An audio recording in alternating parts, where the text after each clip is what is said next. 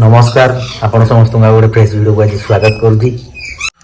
सकाळु सकाळु पखाल भात को चुंगुड़ी भजा खाई मु बाहर जी बुलिया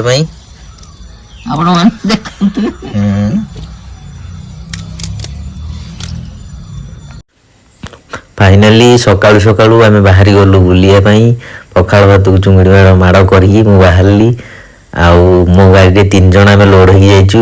एटा तो मो टैक्सी गाड़ी आउ गाड़ी आगे मोर समस्त जैकेट थुआ 3 जन जैकेट एटा मोर टैक्सी गाड़ी आ से माने आम झील आम गर्लफ्रेंड जो बाटर खाइले जलखिया मुझे जलखिया भिड कराया आसिया पूर्व से जलखिया खाई सारे मैंने बोले जस्ट 5 मिनट आस दुकान खाई सारे आ कौन करी से बाटर जाऊँ बहुत मजा लगुच।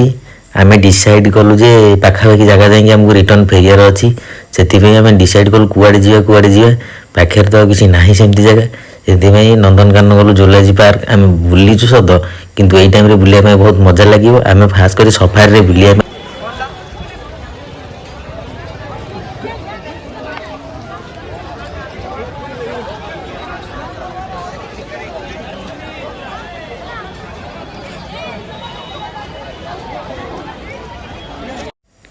जलस्थी केमती पानी रे भासुची देखो मुंडा देखा जाऊँ आम अटकी गलु देखापी आम झील कहे मो गर्लफ्रेंड भाज सब मिसिक कहते जलहस्ती न गयल मुझे जलहस्ती गयल पानी रे रुहनी। फाइनाली आम बेसी कुआडे बुलाबुली न करूँ डायरेक्ट सफारी गेट को एंट्री कलु कहीं आमर मेन पॉइंट थी आम सफारी रे बुलिकी बाघ भालू पाखे देखापी कहीं आमर टिकेट हो गला सफारी टिकेट आम वेट कर बस के आसो आम चढ़ी जीवु आपण मैंने देखिपे। फाइनाली सफारी बस आसिक लगिगला एथर सब अलग लोक मैंने जाऊँ आम पाली पड़नी आम लाइन अच्छु आम नेक्स्ट बस रे जीवु या पर आप देखिए सब अपेक्षा फाइनाल बस रे बस पड़ू आमको आगे सीट नहीं मिलगला बहुत बढ़िया लगे देखिए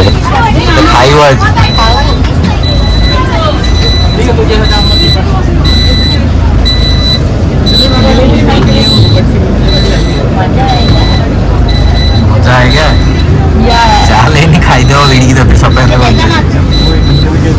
एवं मैं बाघ सफारी पाखे पहुँची गलु तार 2टा गेट रोचे से गेट आगे गोटे पचर गोटे मझिया बस रे गोटे गेट खोल सारे एंट्री कर सारे गोटे पकेब ड्राइवर भाई आम ओह्लैक गले भाई को कहे कही सारापर से गेट खोलिए आपण मैंने देखिपे।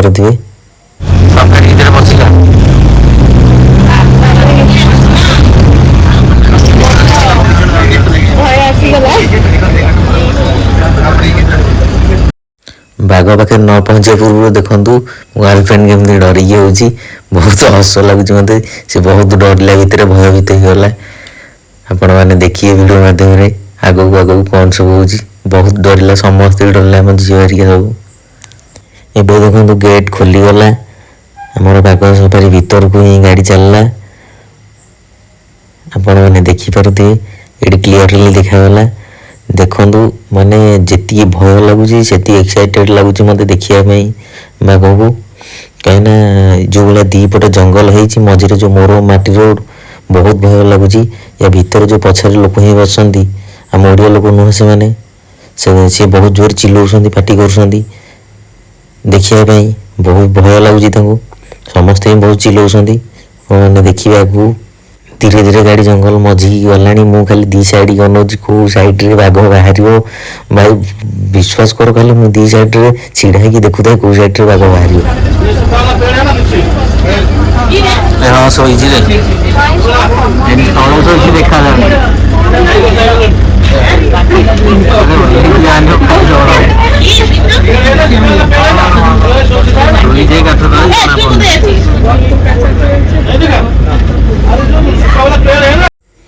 एटी क्लीयरली शोची आपण मैंने देखिपारे से गोटे गछ सैड्रे से देखा जाऊन लोक देखापी केमती उठिक सीट रू आसी जाऊँ झरका पाख पूरा गेट मुह को मुझे अरे भाई जानी खाईज कहीं सी बहुत एक्साइटेड अच्छा देखापी बहुत खुशी लगुच देखापी समस्त भी भाई खुशी ही लगे ना कहीं जेहेतु बाघ को पूरा पाखर देखुं लाइव देखुं पूरा पाखर आम गाड़ी आगे आस्ते आस्ते गड़ी चलला आम झील फी मो गर्लफ्रेंड सब डर काट काले आसिक पाक झरका काच फाच रांपे कि मुझे डर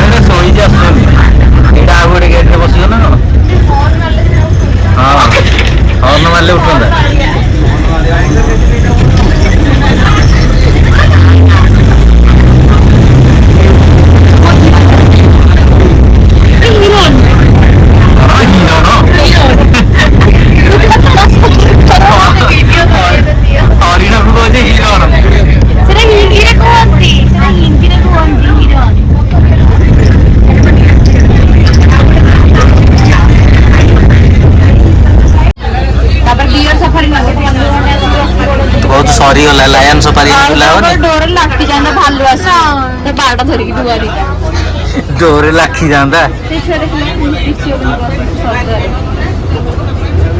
ଏଇଠି ଆଗରେ ଗୋଟେ ଛୁଆ ବଇଛି, ସେ ତ କିଛି ହଉନି।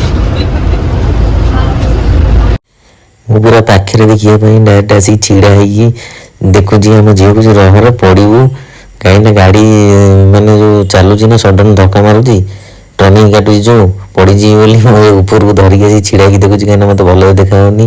ଏମାନେ ଡରିକି ପୁରା କାଠ ଦେଖନ୍ତୁ, ଇଏ ଡରିକି ପୁରା ଆସେ ଗୁଗୁଲୁ ଆସେ। ଏବେ ବିୟର ସଫାରି ଭିତରକୁ ଆମେ ଏଣ୍ଟ୍ରି କରିବୁ। ବାଘ ସଫାରି ସରିଗଲା। ଏଇଠି ପୁରା ରୋଡକୁ ଆସିଲେଣି, ଏଇଠି ଆଗରେ ରୋଡକୁ ଆସିଲେଣି, ରୋଡ ଏଇଠି ଏଇଠି ଦିଟା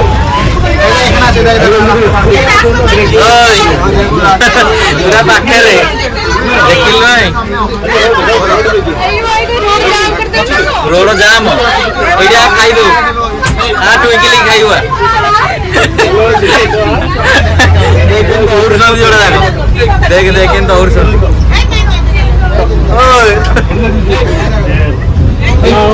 ଏଇଠି ଏଇଠି ଏଇଠି ତ ସାଙ୍ଗ, ଏଇଠି ତ ସାଙ୍ଗ।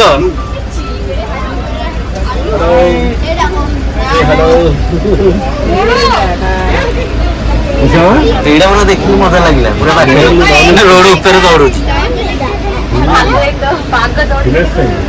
ଦେ ଗାତ ଖୋଳି କେଡେ କେଡେ ଖାଲ କରୁଛନ୍ତି, ନହେଲେ ତଳକୁ ଦେଖୁ ତା ନଖ ଦେଖୁଛୁ ନା ନାଇଁ। కూర్చుని వస్తున్నారు తోవేస్తున్నారు తోవేసి కూర్చుంటున్నారు ప్లేస్ బాగుండాలి తోవేసి కూర్చుంటున్నారు ଗାତ କରୁଛନ୍ତି ପୁରା ଥଣ୍ଡା ମାଟିକି। ଆମ ଏଇଟା ପରଫେକ୍ଟ ଆମେ ଦେଖିଲେ ନା। వచ్చాడు వేరు పెరికి మన వచ్చాడు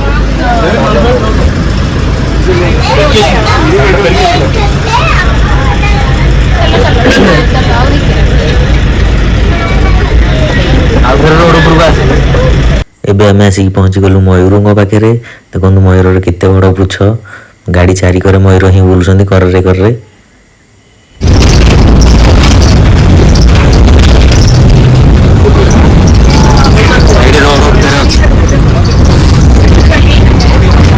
ପଳେଇଲା ପଳେଇଲା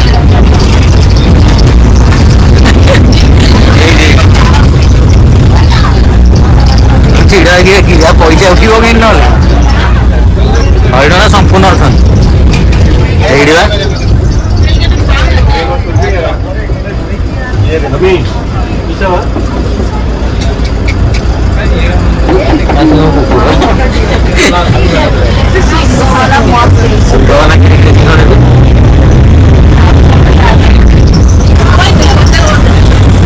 ସବୁତିକ ହରିଣ ଏଠି ଏକାଠି ଅଛନ୍ତି, ଆପଣମାନେ ଦେଖିପାରୁଥିବେ। କ'ଣ ଖାଉଛନ୍ତି ନା କ'ଣ ଗୋଟେ ଦିଆହେଇଛି ତାଙ୍କୁ ଖାଇବା ପାଇଁ। ଏଇଠି ସବୁତିକ ହରିଣ ଅଛନ୍ତି। ମୁଁ ଭାବୁଛି ନନ୍ଦନକାନନରେ ସବୁଠୁ ଅଧିକ ହରିଣ ହିଁ ଅଛନ୍ତି, କାହିଁକିନା ଆଙ୍କୁ ଗୋଟେ ଗୋଟେ ସବୁ ଦିଆହେଉଛି ଭାଗକୁ ଖାଇବା ପାଇଁ ବୋଧେ। ମୁଁ ତ ଭାଇ ଜାଣିନି, ଏମିତି କହିଲି, କିନ୍ତୁ ଏଇଠି ସବୁତିକ ହରିଣ ହିଁ ଏକାଠି ଥିଲେ। ଏଠି ଟିକେ ଏମୁ ପକ୍ଷୀ ଦେଖିବୁ ବୋଲି ଅଟକି ଗଲୁ। ଦେଖନ୍ତୁ ଏମୁ ପକ୍ଷୀ ଦେଖିବା ପାଇଁ କେମିତି ହଉଛନ୍ତି ତିନି ଜଣ ଯାକ। ଫାଇନାଲି ସଫାରିରେ ଫାର୍ଷ୍ଟ ଟାଇମ୍ ପାଇଁ ସଫାରିରେ ବସିଲୁ। ବହୁତ ମଜା ଲାଗିଲା, ଏଣ୍ଟରଟେନମେଣ୍ଟ ଲାଗିଲା। ଆଉ ଆମେ 2 ଜଣ ମେମ୍ବର ନୁହଁ, ଆହୁରି 4 ଜଣ ଅଛନ୍ତି, ସେ ସେପଟ ସାଇଡ଼ରେ ଅଛନ୍ତି।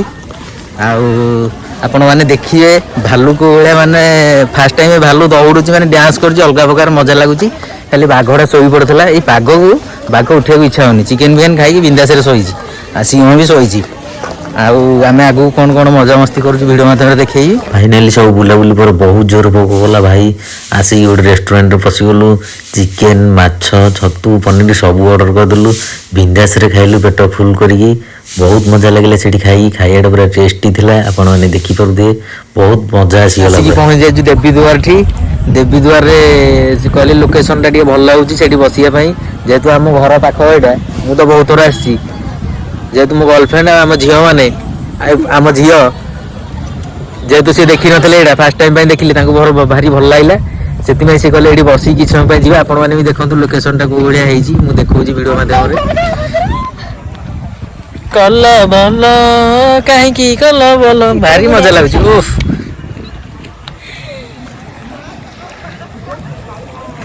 ଓ ଭାଇ ସନ୍ଧ୍ୟାବେଳେ ବସିବାଟା ମୁଡ୍ କିଛି ଅଲଗା ପ୍ରକାର ଆସିଯିବ, କାହିଁକି ନା ଏଠି ଖାଲି ବସିବେ 15-20 ମିନିଟ୍, ମାଇଣ୍ଡଟା ପୁରା ଫ୍ରେଶ୍ ହେଇଯିବ। ଜାଗାଟା ସେଇଭଳିଆ ହେଇଯିବା, ଆପଣମାନେ ଦେଖିପାରୁଥିବେ ଲୋକେସନଟା କୋଉ ଭଳିଆ ଆଉଛି। ଓ ଆଉ ଡଙ୍ଗା ବି ଅଛି, ଆପଣ ଡଙ୍ଗାରେ ଯାଇପାରିବେ ଭିତରକୁ। ଏଇ ଯୋଉ ପାହାଡ଼ଟା ଅଛି ଦେଖାଯାଉଛି ମଝିରେ ଗୋଟେ ମୋବାଇଲ ଲାଗିବ। ପାଲୁ ତତେ ଏଇ ଜାଗାଟା କେମିତି ଲାଗୁଛି? ବହୁତ ବଢିଆ। ଆଉ ଫାଇନାଲ ଯୋଉ ବୁଲାବୁଲି ହେଲା କେତେ ଏନ୍ଜୟ ହେଲା? ବହୁତ ଏନ୍ଜୟ କଲି। ଏଇ ଜାଗାଟା କେମିତି ଲାଗୁଛି? ବହୁତ ମସ୍ତ। ଦିନ ବେଳେ ଆଉ ଟିକେ ବଢିଆ ଦେଖାଯାଉଥିଲା, ଟିକେ ସନ୍ଧ୍ୟା ଆସିଗଲାଣି ନା, ସେଥିପାଇଁ ଟିକେ ଲାଇଟ୍ କମିଗଲାଣି ଆଉ। ଫାଇନାଲି ଆମର ଆଜି ନନ୍ଦନକାନନ ବୁଲିବାର ନଥିଲା, କିନ୍ତୁ ଯେହେତୁ ଆମେ ବୁଲିବା ପାଇଁ ଜାଗା କିଛି ପାଖାପାଖି ପାଇଲୁନି, ସେଥିପାଇଁ ନନ୍ଦନକାନନ ପଳେଇଲୁ। ସଫାରେ ବୁଲିକି ଟିକେ ବାଘ ଭାଲୁ ଦେଖିବା ପାଇଁ ଟିକେ ଇଣ୍ଟରେଷ୍ଟ ଲାଗିଲା। ପାଗଟା ସେଇଭଳିଆ ଦେଇଥିଲା ଆଜି ମୋମେଣ୍ଟଟା ବୁଲିବା ପାଇଁ।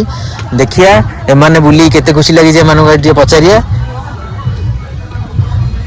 ତୁ ଆଜି ବୁଲିକି ନନ୍ଦନକାନନ ସଫାରିରେ ତତେ କେତେ ଏଣ୍ଟରଟେନମେଣ୍ଟ ଲାଗିଲା? ମୁଁ ତ ଦେଖିଛି ପ୍ରାୟ ସମୟ ତୁ ଡରିକି ଏଇ କାଚ ଲୁହା ରଡରେ ଓହଳିଥିଲୁ, କାଳେ ବାଘ ଭାଲୁ କିଏ ଖାଇଯିବ ବୋଲି ମାନେ ଧରିକି। ଆମେ ତ ପାଖରେ ଏତେ ଜଣ ଥାଇକି କଣ ପାଇଁ ତୁ ଟିକେ ଡରୁଥିଲୁ କହିବୁ? ଡର ଲାଗୁଥିଲା ବୋଲି। କାହିଁକି ଭୟ ଥିଲା? ଭୟ ଥିଲା କଣ ପାଇଁ? ବାଘ ଯଦି ଭିଡି ନେଇଥାନ୍ତା। ବାଘ ଯାହାହେଲେ ତ ଏଇଟା ଗୋଟେ ସଫାରି ଗାଡି, ମାନେ ଚାରିପଟ ତାର ଜାଲି ଲାଗି, ତାପରେ ବି ତତେ ଏତେ ଭୟ? ତୁ ଯେତିକି ଖୁସି ଲାଗୁଥିଲା ତୁ ସେତିକି ମାନେ ଡରିକି ଓହଳିଥିଲୁ ଏଇ ଗୋଟେ କଣରେ, ସତ ନା ନାଇଁ? ଆଉ ଖାସ କରି ଗୋଟେ ମାଙ୍କଡକୁ ଦେଖିକି ତୁ ଓହଳି ପଇଲୁ ଝିଅ ବେକରେ। 3 ରାଉଣ୍ଡ ତୁ ବୁଲିଲୁ, ତାକୁ ବି ବୁଲେଇ ଦେଲୁ ରାମଦୋଳି ଭଳିଆ। ସିଏ କଣ ପାଇଁ ମାରୁଥାନ୍ତା? ତତେ ଯାହା ହଉ ଆଜି ବୁଲିକି କେମିତି ଖୁସି ଲାଗିଲା କହ? ଜୋରେ କହ। ବହୁତ ଖୁସି ଲାଗିଲା। ଜାଗାଟା ବୁଲିବାକୁ ଭଲ ଲାଗିଲା ନା ଆମ ସହିତ ବୁଲିଲୁ ବୋଲି? ଜାଗାଟା ଭଲ ଲାଗିଲା। ଭିଉଟା ବର୍ତ୍ତମାନ ପାଇଁ ଯେତିକି ସୁନ୍ଦର ଲାଗୁଥିଲା ତାଠୁ ଅଧିକ ସୁନ୍ଦର ଲାଗୁଛି ଏଥିପାଇଁ, ଦେଖିପାରୁଥିବେ କେତେ ମାତ୍ରାରେ ଝରି ପୋକ ଉଡୁଛନ୍ତି।